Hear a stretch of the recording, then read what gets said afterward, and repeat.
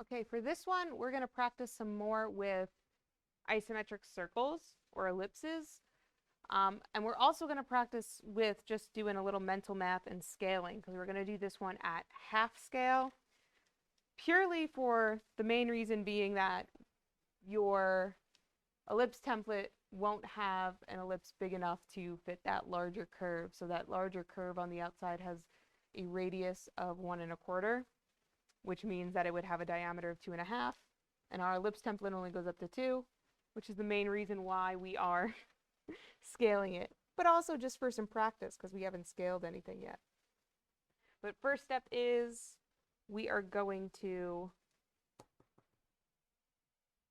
tape our page down nice and straight, all of our corners, and add in our title block.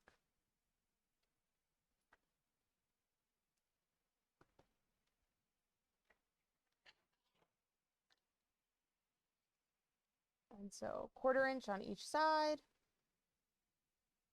1/2 inch up from the border will be our title block, 1/4 inch on each side.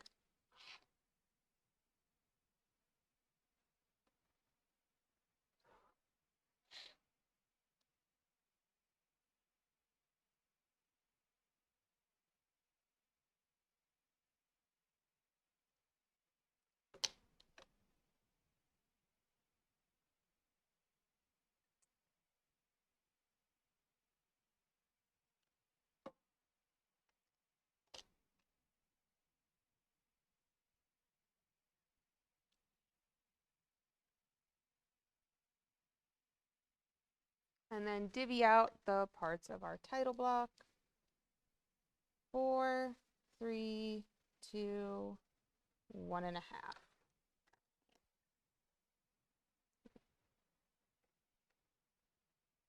So when I have pieces that have curves like on edges and things like that, pieces that are kind of set up like this one, my triangle kept moving.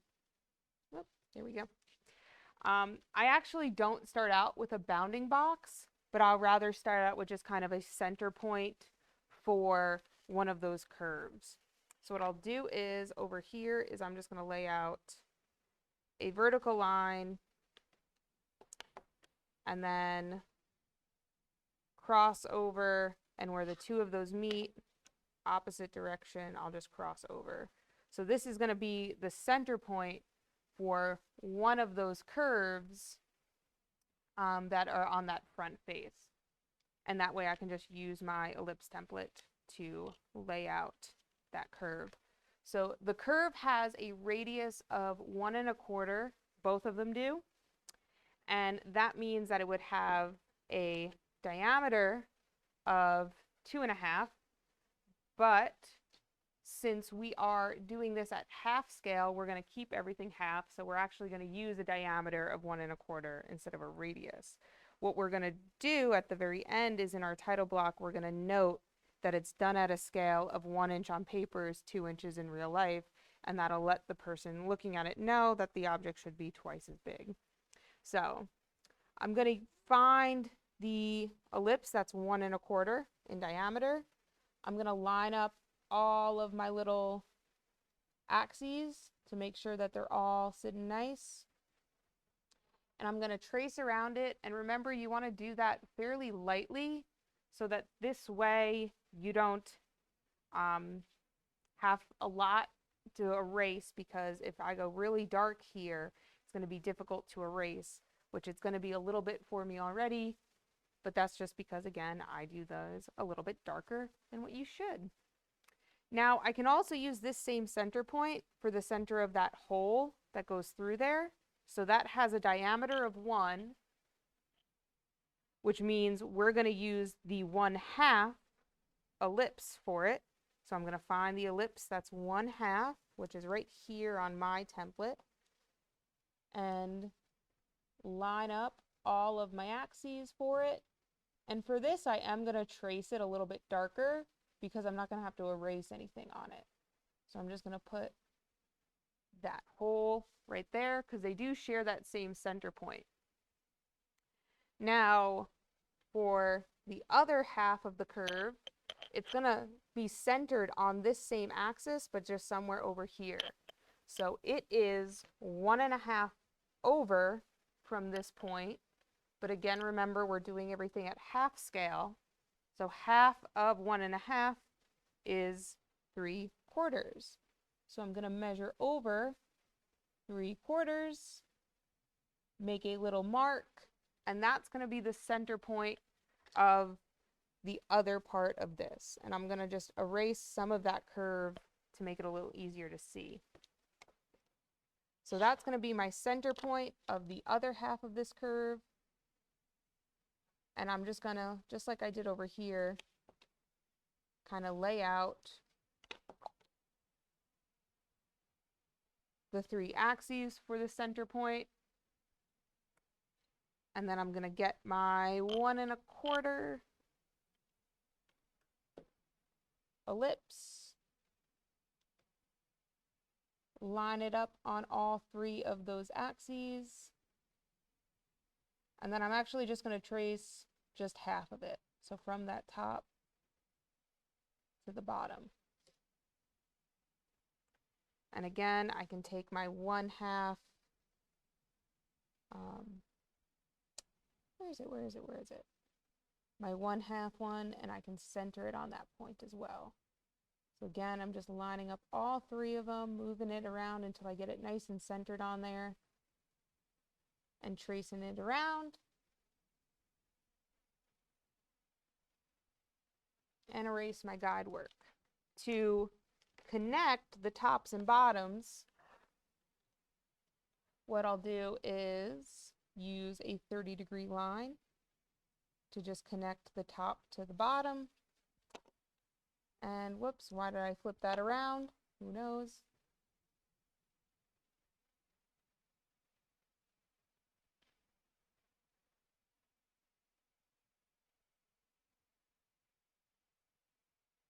So there is my front face as an isometric. Again, another reason why we just want to do all of our guide work very, very light. Because the lighter you do it, the easier it's going to be to erase. Now for projecting it back, so it's going to be staying on the center of them, will be staying on this same axis here.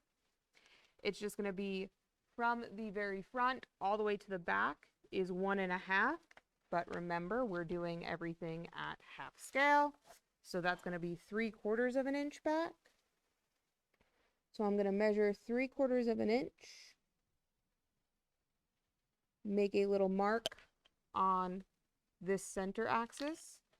And that's going to be where the center of that curve is. Whoops. Sometimes I forget which way my triangle should be facing.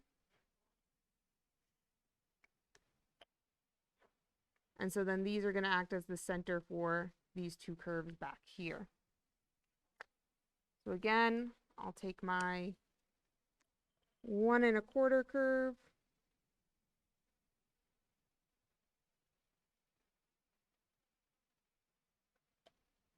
line up my center points, trace, don't want to go too far, line up my center points, and trace. So to connect them, I'll just kind of go where that lowest point is on those curves and connect. And then up here, the highest point to connect. And then where they meet there. Connect. And now is the task of a lot of erasing.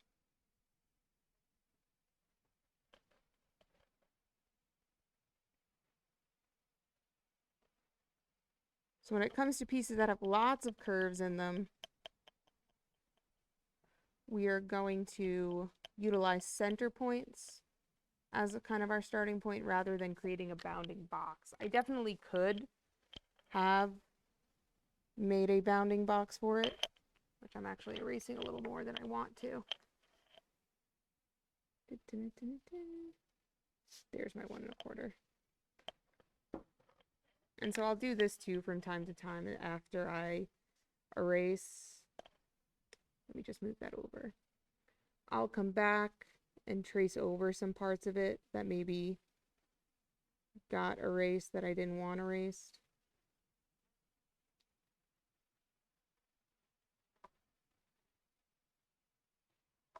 Sometimes I find that easier than trying to work around little areas. And I could absolutely employ my erasing shields to kind of cover up some of those areas, or go in with a pen. But now I have, just trace over that. And I have that shape made as an isometric and also at half scale. So for this one, its name is just the link, or link, and then your name, the date that you drew this on, the scale, which, as I said, we did this one 1 to 2, or half scale, so that means 1 inch on paper is 2 inches in real life. So if someone was to measure how big this, or like how far it was from one center point to another center point, they would take that and they would multiply it by 2 to come up with the actual size. And then it's drawing number 1 of 1 associated with this block.